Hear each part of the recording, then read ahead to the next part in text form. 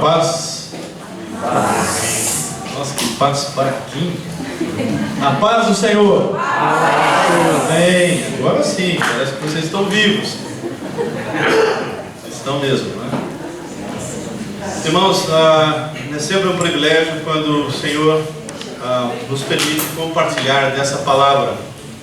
E hoje nós vamos falar de um tema que o Senhor tem me tocado já há alguns tempos. Temos em estudos e compartilhamento e também mesmo em ministrações, nós temos falado sobre o tema a angústia de Deus. A angústia de Deus. E aí vem aquela questão, mas Deus pode sentir angústia? Deus pode sentir angústia? E antes de nós entrarmos no texto, nós gostaríamos que os irmãos estivessem se preparando. É um tema que tem me incomodado bastante, porque muitas vezes, mesmo nós cristãos, na rotina do dia a dia, como cristãos nesse mundo, acabamos perdendo a noção daquilo que realmente Deus fez por nós. E eu gostaria que vocês se colocassem em pé, em reverência à palavra do Senhor. E gostaria que vocês inicialmente abrissem Mateus. Não é o texto que nós vamos explorar, mas ele está contido. Mateus capítulo 26. E versículo 36 diz assim. Mateus 26, 36. Em seguida foi Jesus com eles a um lugar chamado Getsemane e disse a seus discípulos: assentai-vos aqui enquanto eu vou ali orar. E levando consigo a Pedro e os dois filhos de Zebedeu, começou a entristecer-se e a angustiar-se. Ó Pai, nós louvamos o teu nome e nos colocamos diante do Senhor e pedimos ao Pai que essa tua palavra possa nos confrontar, possa nos fazer lembrar aquilo que o Senhor fez por nós. E se há alguém entre nós que ainda não te conhece, que hoje seja dia de salvação. Amém. Entregamos esse tempo aos teus cuidados. Somos limitados, então que o Senhor possa nos usar a si mesmo, que teu Espírito possa nos dar iluminação e que aquilo que falarmos possa ser relevante para as nossas vidas. É o que eu te peço em nome do Senhor Jesus. Amém? Amém. Vamos sentar.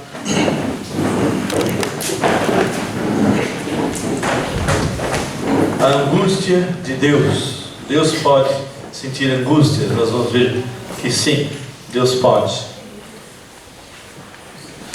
Mas antes disso eu gostaria de falar um pouquinho a respeito de oração e respostas de oração. Vocês são cristãos e creio que têm experimentado muitas respostas de oração. Eu creio num Deus vivo. Eu creio num Deus que age, num Deus que é poderoso.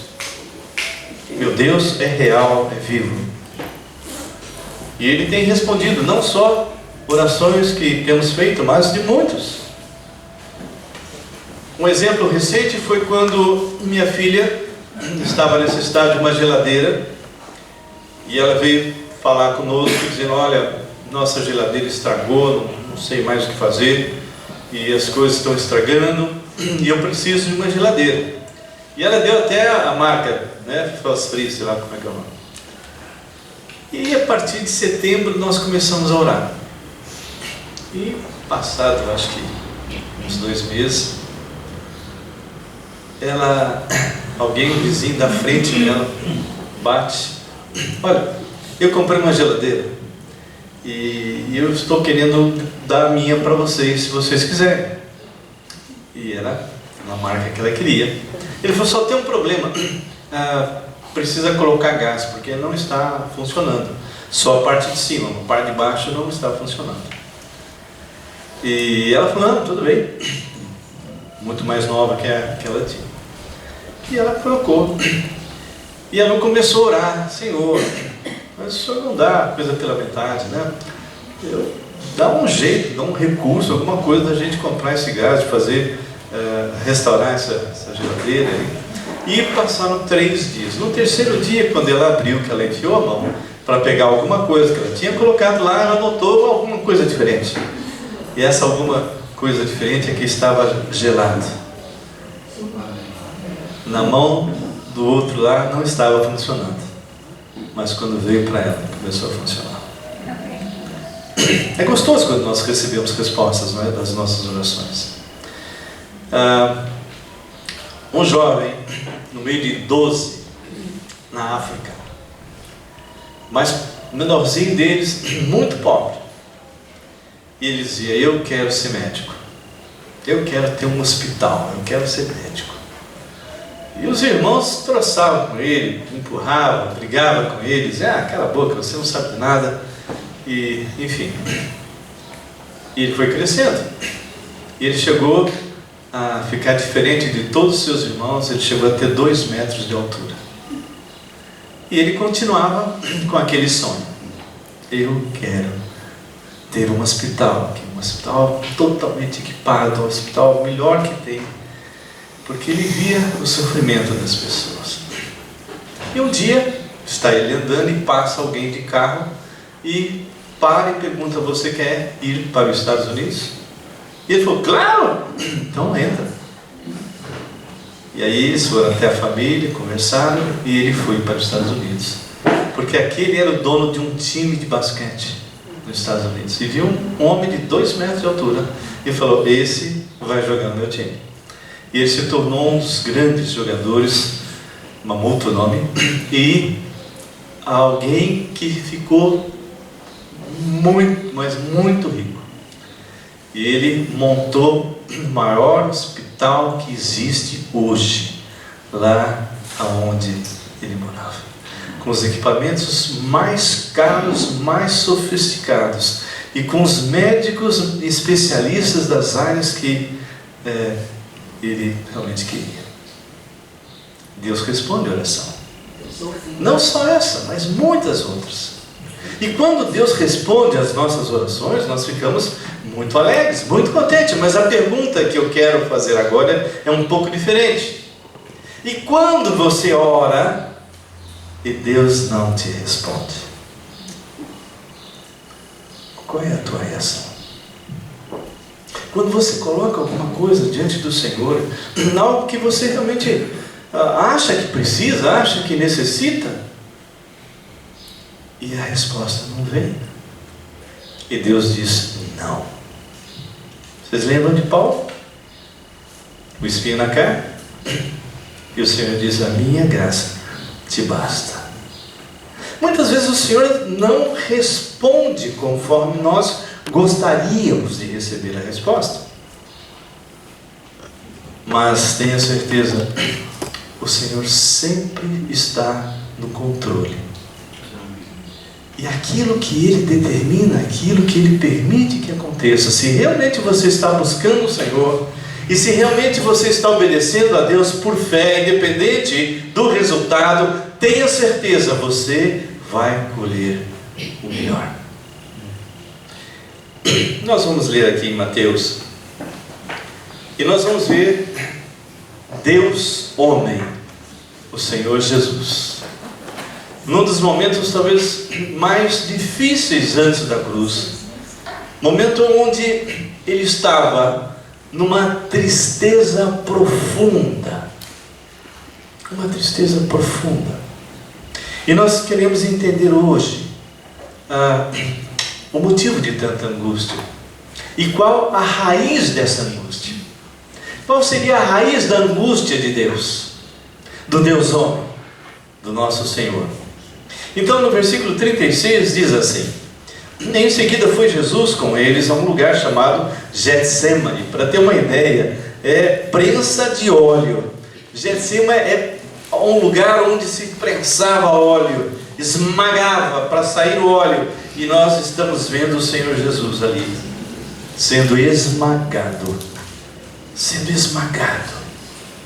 E nós vamos ver o que está acontecendo com ele. Ele leva, diz: assentai-vos aqui enquanto eu vou ali orar.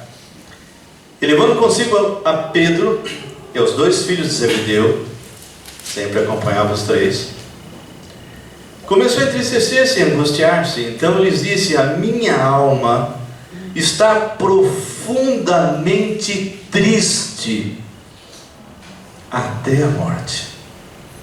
Ficai aqui e vigiai comigo.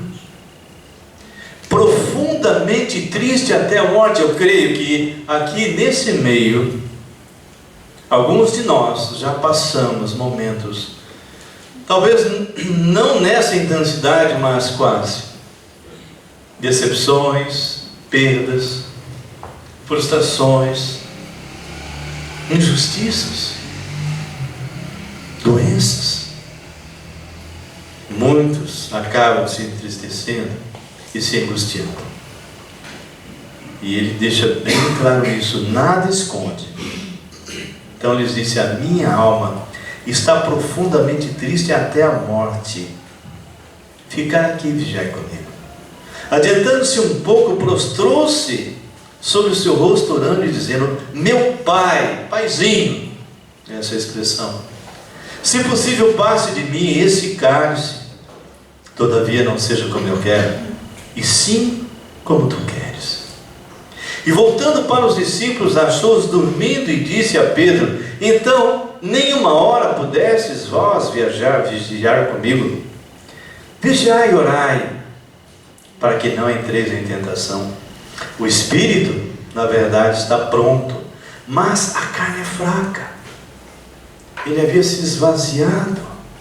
Ele, como Deus, entra nesse mundo como servo, sem natureza decaída, mas perfeitamente homem. Ele está agora diante de algo que vai acontecer e que ele sabe muito bem o que vai ser e como vai ser. Vigiai e orai, para que não entreis em tentação. O espírito, na verdade, está pronto, mas a carne é fraca. Tornando a retirar-se, orou de novo, dizendo: meu pai, se não é possível passar de mim este cálice sem que eu beba, faça-se a tua vontade. E esse cálice que ele está se referindo era exatamente a cruz.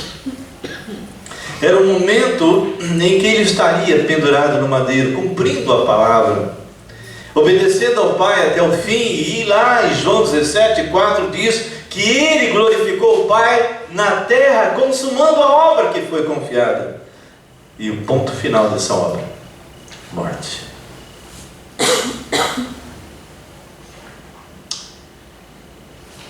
E voltando, achou-os outra vez dormindo, porque os seus olhos estavam pesados. Deixando-os novamente, foi orar pela terceira vez, repetindo as mesmas palavras. Então voltou para os discípulos e lhes disse: ainda dormis e repousais? Eis que é chegada a hora, o Filho do Homem está sendo entregue nas mãos de pecadores. Levantai-vos, vamos, eis que o traidor se aproxima. Irmãos, quando eu li, a gente lê já há muito tempo, mas cada vez que você lê, parece que Deus te dá mais alguma coisa, né? Te revela um pouco mais. E quando eu cheguei nesse ponto, eu comecei a me perguntar: mas essa angústia de Jesus, a raiz dessa angústia de Jesus, o Deus homem, será que a raiz é a mesma raiz da nossa angústia? Será que a raiz do Senhor Jesus é a mesma raiz que existe em nós? E quando nós lemos as Escrituras, nós podemos perceber que a raiz é completamente diferente. A raiz da angústia, da tristeza de Jesus é algo que ia acontecer na cruz para nos livrar da nossa angústia. A angústia do Senhor Jesus antevia o momento em que ele estaria naquela cruz do Calvário, recebendo nele todos os nossos pecados, todas as nossas sujeiras, quebrando a comunhão com o Pai. Vocês imaginam Deus absolutamente santo, recebendo nele todas as nossas sujeiras, todas as nossas porcarias, todas as nossas ingratidões, tudo aquilo que nós fabricamos através da nossa natureza decaída. Somos pecadores, por isso pecamos. E por causa da nossa angústia, que tem como origem o nosso pecado, a nossa natureza decaída, é que o Senhor agora está naquele lugar em que se amassava, esmagava as oliveiras, as olivas. Ele está ali sendo esmagado pelo peso que ele vai sentir, ele está antevendo o que vai acontecer. E nós muitas vezes não entendemos e não paramos para pensar o que o Senhor Jesus passou na cruz. Assistimos alguns anos aí aquele filme que marcou aí, onde a ênfase estava exatamente nas chibatadas, no sangue rolando para tudo quanto é lugar, ele sendo colocado naquela cruz. Muitas pessoas não conseguiram nem assistir aquele filme, mas aquilo não foi nada perto do motivo pelo qual ele estava sentindo aquela angústia.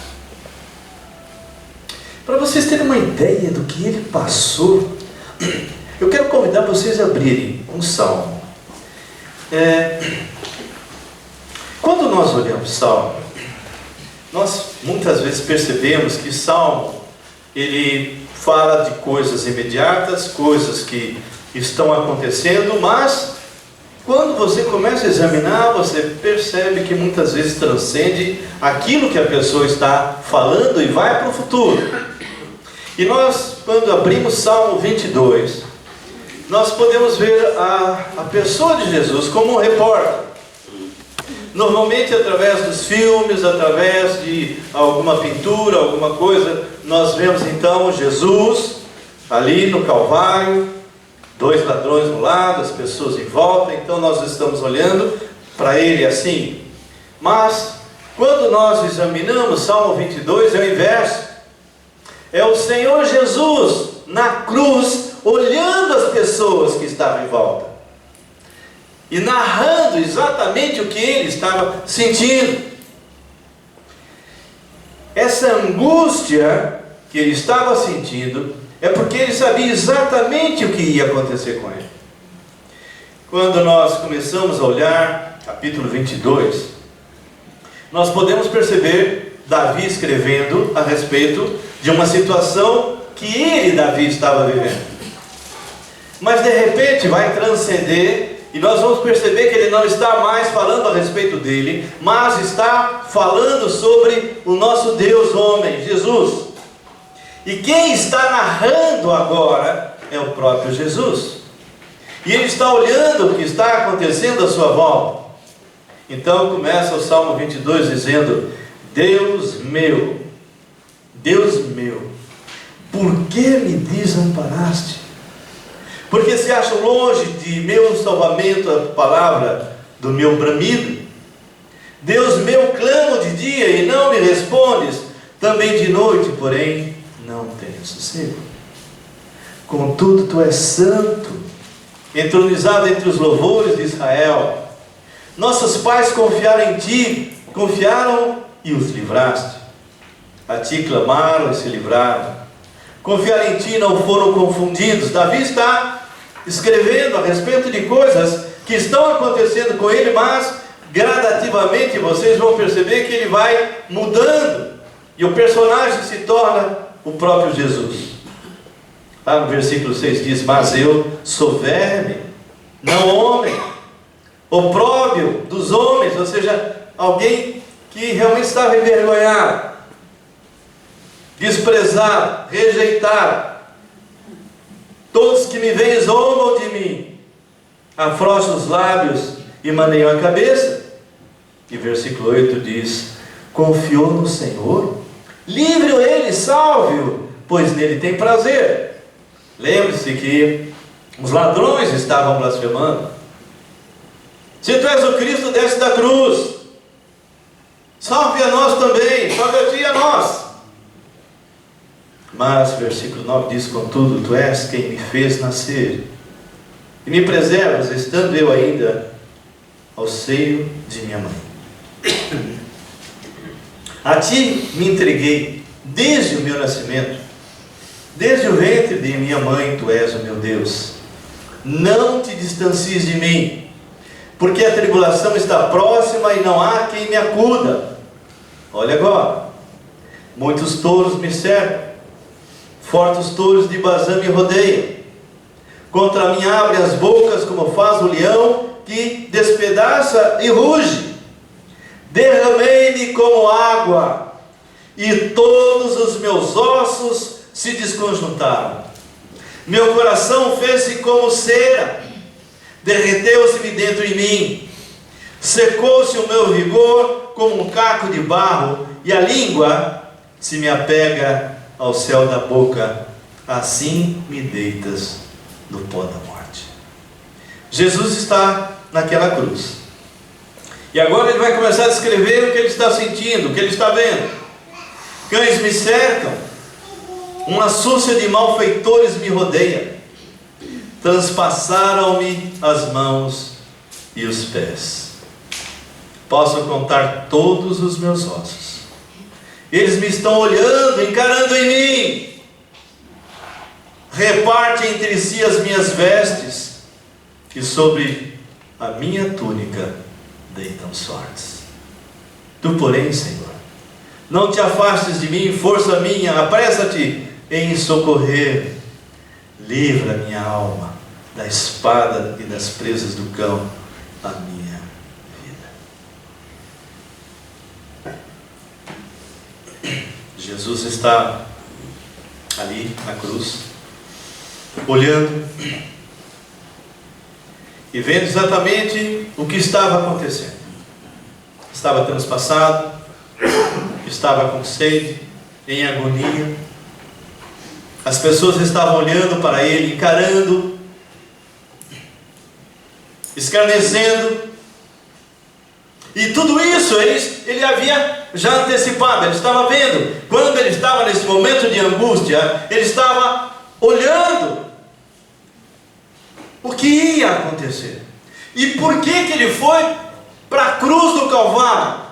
Ele foi para a cruz do Calvário por causa de você e de mim. Amém. Ele foi para aquele lugar, ele passou essa angústia terrível para nos livrar da nossa angústia. Porque se o Senhor não tivesse feito isso, cada um de nós, além de passarmos nesse mundo por tristezas terríveis, por preocupações, por doenças, por morte, nós ainda iríamos morrer e estaríamos passando a eternidade no inferno. Mas por causa de nós, Ele, o Senhor, passou pelo vale da sombra da morte. Aquele Salmo 23 se encaixa. Ele é o nosso pastor, mas ao mesmo tempo ele foi cordeiro.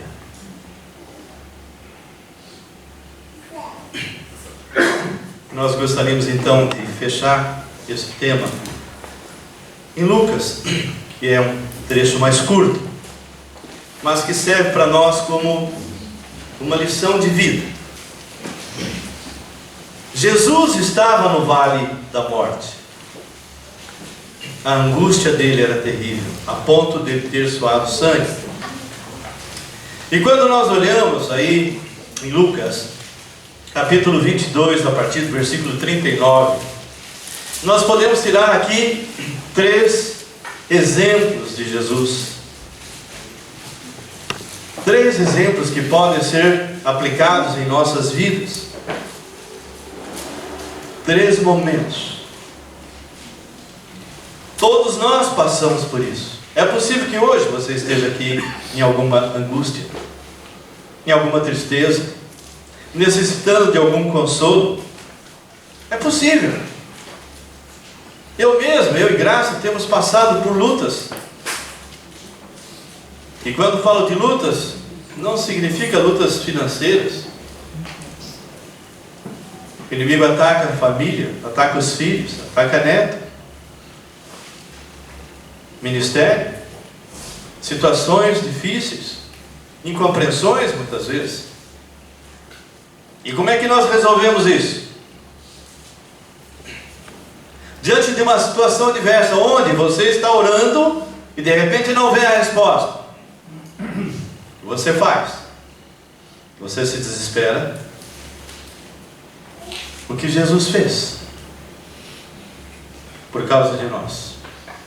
E o primeiro ponto que nós enxergamos aqui, onde Jesus realmente estava nesse vale da morte, é que diante daquilo que ele ia passar, diante daquela tristeza e aquela angústia, porque durante todo o processo do seu ministério, sempre ele falava: ainda não é minha hora, mas agora é a hora. Agora é a hora.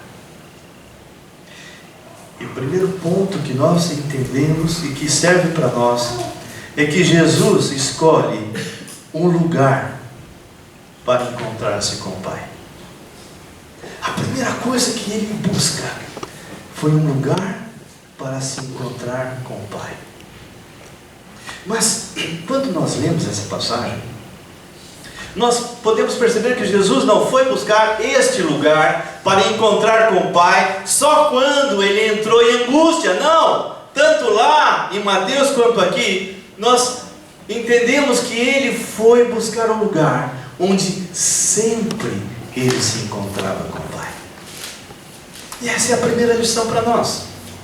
Nesse vale de solidão que ele está passando, onde ele leva os seus discípulos e vem com Pedro, Tiago e João e faz com que eles cheguem mais perto, e ele se prostra.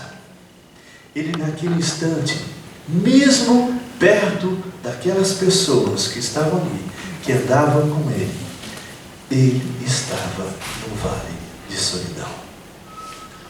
Nenhum deles poderia fazer nada por ele.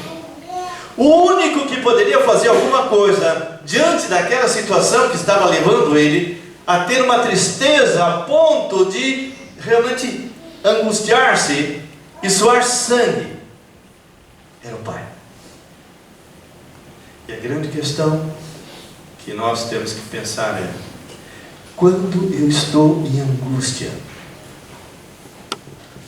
eu procuro um lugar para buscar o meu Pai e apresentar diante dele as minhas petições.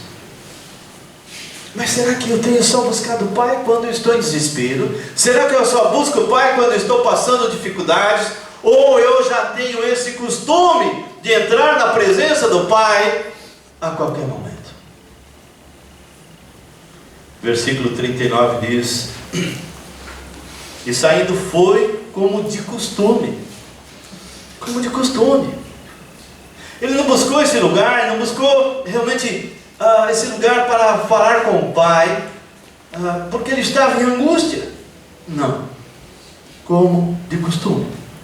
Para o Monte das Oliveiras. E os discípulos o acompanharam. Chegando ao lugar escolhido, Jesus lhes disse: orai, para que não entreis em tentações. Ele, por sua vez, se afastou, se colocou só, a cerca de um tiro de pedra, e de joelhos orava. Irmãos, eu creio que um dos grandes e graves problemas da nossa igreja, dos nossos dias, e eu estava com os pastores ontem, conversando a respeito, e eu disse: o que está faltando em muitas igrejas e também no nosso seminário é oração. Muitas vezes estamos fazendo as coisas de forma mecânica, movidas somente pela carne. Mas, irmãos, a história está repleta de servos de Deus que oraram, e oraram muito diante do Senhor, diante de situações de toda espécie. E nós, como Igreja Batista Regular Filadélfia e outros, temos que buscar o Senhor, temos que buscar o Senhor, temos que orar não somente individualmente, mas como grupo. Temos que ser despertados para isso. Esta é uma área que o inimigo conseguiu neutralizar a igreja. A igreja não ora mais, e não é só essa igreja. Uma igreja que cresce e se fortalece, está fazendo coisas tremendas, é a igreja da Coreia. Eles se levantam muitas vezes 5 horas, 6 horas da manhã, se reúnem para orar antes de trabalhar. E aqueles que estão aposentados estão em oração, em grupos. Jesus está ali. Ele escolhe o lugar e aí ele busca o Pai. E nós temos que fazer a mesma coisa, seja individualmente, seja com aqueles que estão conosco. Mas nós podemos perceber que os amigos de Jesus, aqueles que andavam com Cristo, a opressão era tão forte que eles não estavam aguentando. Estavam dormindo. As trevas estavam aos poucos colocando as suas garras. E ele podia simplesmente dizer fora, mas ele tinha que passar por aquilo. O segundo ponto que nós entendemos aqui é que há um vale de oração. Ele sai daquele vale de solidão e entra no vale de oração. Agora ele está em comunhão com o Pai. Jesus luta entre as duas vontades. Jesus começa a lutar entre aquela que é a vontade do Pai e aquela que é a sua vontade. Jesus não queria, como homem, ele não queria ir para a cruz. Ele não queria receber nele todos os nossos pecados, todas as nossas sujeiras, e ainda perder a comunhão com o Pai, mesmo que fosse por pouco tempo. Mas por causa de você, por causa de mim, ele passou por essa angústia de morte, para que na cruz ele resolvesse o problema da nossa angústia, porque a raiz da nossa angústia chama-se pecado.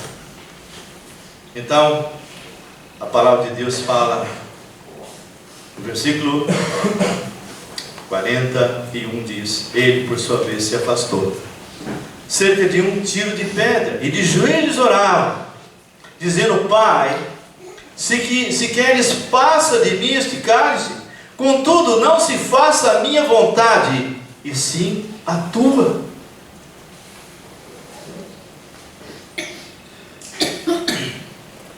Então lhe apareceu um anjo do céu que o confortava, e estando em agonia, orava mais intensamente, e aconteceu que o seu suor se tornou como gota de sangue caindo sobre a terra. É a vontade de Deus o Pai e a vontade dele. Quantas vezes nós estamos assim? Nós gostamos sempre de receber a resposta de oração. Quando nós oramos, queremos que Deus responda. Mas nem sempre aquilo que eu quero é aquilo que Deus quer.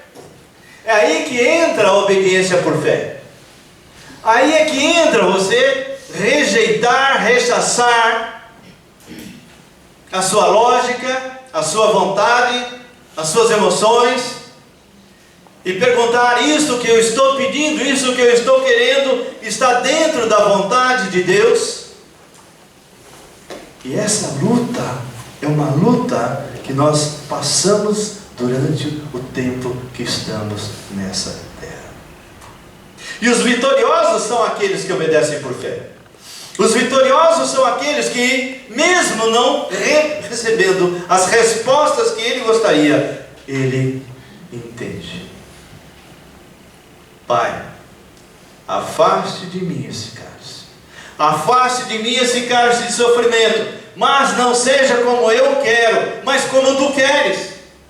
Será que nós temos tido coragem, diante de situações adversas, de dizer: Pai, eu gostaria disso, Senhor. Coisas sérias, coisas importantes para você, mas que nem sempre o Senhor vai responder. Eu e Graça esperamos perto de 14 anos para ter a resposta de ver a minha filha de volta. 14 anos. 14 anos.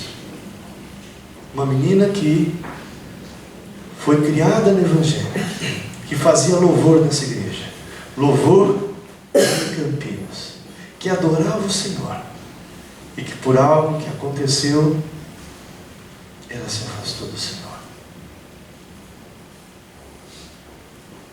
E quando ela fez isso, ela recebeu as consequências desse afastamento.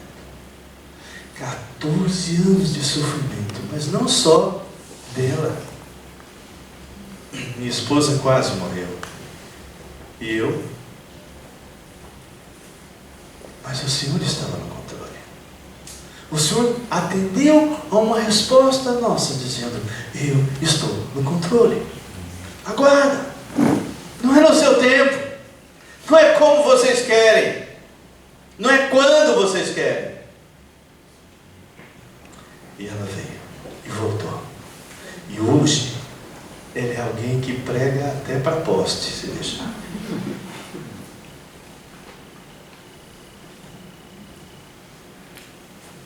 Temos tido coragem de ouvir um não do Senhor. Temos tido coragem de ouvir espera. Ou será que quando não vem a resposta nós começamos a murmurar? É a tendência normal. E o último ponto que eu gostaria de colocar aqui é que ele estava no Vale da Solidão, depois no Vale da Oração com Deus, ele entra no Vale do Consolo. Ele entende que a vontade do Pai era mais importante do que a sua própria vontade. E que por causa daquilo que ele ia passar, o seu coração se alegraria. Porque conforme estava escrito, o Pai não deixaria ele ver a corrupção do seu corpo. E ele seria ressuscitado, como exatamente aconteceu. E ele ressuscita. A morte do Senhor Jesus foi suficiente para salvar toda a humanidade, mas só é eficiente para aquele que se arrepende em todos os seus pecados e o convida para ser seu Senhor e Salvador pessoal. E ele está continuamente, enquanto estamos vivos, fazendo esse convite: vinde a mim, vinde a mim. E nós que já somos crentes, descansamos nos braços dele, porque ele fala: vinde a mim, porque você vai obter consolo, você vai ter a paz, independente das circunstâncias. É o que encontramos em Filipenses 4, apresentando diante do Senhor as nossas petições, porque ele está perto. Não andeis ansiosos de coisa alguma, mas antes apresentai diante do Pai as suas petições através da oração, da súplica. E a paz que está acima de todo entendimento, vai guardar sua mente e seu coração. E antecipadamente você já agradece. É isso. Esse é o segredo de homens vitoriosos que têm passado por esse mundo. Recentemente nós tivemos a perda do Dr. Chet, um homem, servo de Deus, que pregava sobre santificação. Perdemos vários homens de Deus nesse ano. Edson Queiroz e outros. Homens que pregaram, homens que desafiaram homens que verdadeiramente falavam de um Deus vivo, não esse evangelho fajuto, não esse evangelho mentiroso. Venha para Jesus e você não terá mais nenhum problema, porque a própria palavra diz que todos quantos querem viver piedosamente em Cristo Jesus serão perseguidos. Então a última fase é a fase do vale do consolo. É quando Jesus entrega nas mãos do Pai.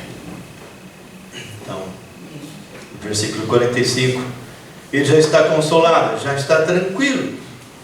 Levantando-se da oração, foi ter com os discípulos e os achou dormindo de tristeza e disse-lhes: por que estáis dormindo?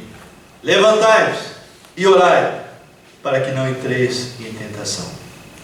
Falava ele ainda quando chegou uma multidão, e um dos 12, chamado Judas, que vinha à frente dele, aproximou-se para o beijar.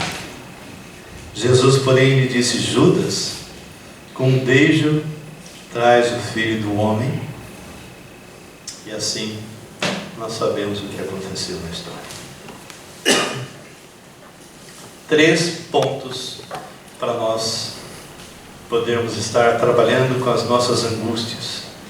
Lembra que uma vez eu preguei aqui sobre 2 Coríntios 7, 10, que há 2 tipos de tristeza. A tristeza segundo Deus, que leva você a profundo arrependimento e te dá vida. E a tristeza segundo o mundo, que vai te levar à morte. Nós sempre temos que estar perguntando que tipo de tristeza está no meu coração. Eu não sei o que essa palavra falou para você, eu sei o que ela falou para mim. A conclusão que nós chegamos é que nós temos que entender que nesse mundo nós vamos passar por aflições, por dificuldades, mas o Senhor venceu. E Ele quer dar a você a paz que está acima de todo entendimento. Eu gostaria que vocês fechassem os seus olhos. Eu não sei se todos que estão aqui hoje à noite já nasceram de novo em Cristo Jesus. Mas se você ainda não tomou essa decisão e entendeu que Jesus Cristo é Deus e que morreu na cruz no seu lugar e ressuscitou e está vivo, e você gostaria de verdade de ter um encontro pessoal com Ele, aonde você estiver, diga para Jesus: Senhor Jesus, eu preciso de Ti. Muitas vezes tenho frequentado a igreja, até lido alguma coisa da palavra, mas eu não tenho certeza da minha salvação. Mas hoje eu entendi que o Senhor Jesus morreu na cruz, e Ele passou por toda essa angústia por causa da minha angústia, porque eu tenho uma natureza decaída que me levaria para o inferno. Mas hoje eu me arrependo de todos os meus pecados e peço que o Senhor entre agora no meu coração e faça de mim uma nova criatura. Eu creio que a partir de agora todos os meus pecados foram perdoados e eu fui feito filho de Deus e tenho a vida eterna. Com seus olhos fechados ainda, será que haveria alguém aqui que nunca tomou essa decisão de verdade e dessa vez orou pedindo para Cristo entrar no seu coração? Se tiver, eu gostaria que você levantasse a sua mão para que eu pudesse orar por você. Tem alguém? Uma só pessoa? Senhor Deus e Pai, nós te louvamos e te agradecemos e queremos que todos que estão aqui hoje já tenham certeza da sua salvação. Portanto, são pessoas que podem enfrentar as angústias desse mundo buscando a tua face e entregando os seus problemas nas tuas mãos para que o Senhor cuide. Agradecemos por esse tempo, agradecemos ao Pai por tudo que vai acontecer agora, pela ceia. Cada pessoa que está aqui hoje à noite, que realmente o Senhor possa ter falado como o Senhor falou comigo, em nome de Jesus. Amém? Amém.